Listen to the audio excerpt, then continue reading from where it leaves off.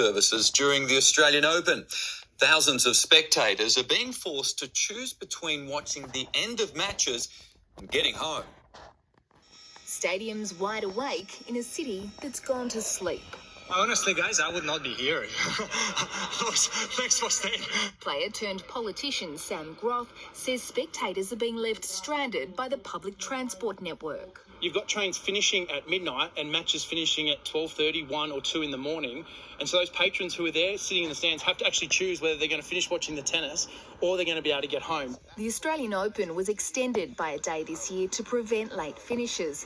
But still, few evening sessions have ended before midnight. And while there's all-night public transport on weekends, Monday to Thursday is a different story, with no extra trains scheduled during the Open.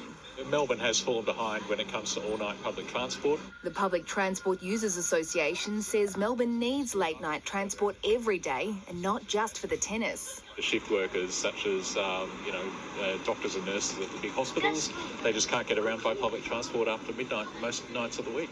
The government says it's scheduled hundreds of extra tram services every day during the Open, plus a late-night shuttle to and from the city.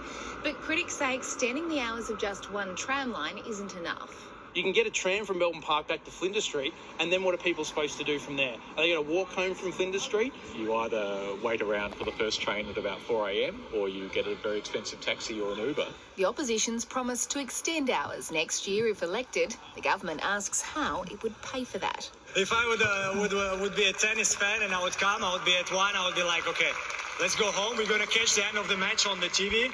Christy Cooper, 7 News. A motorbike rider is in a serious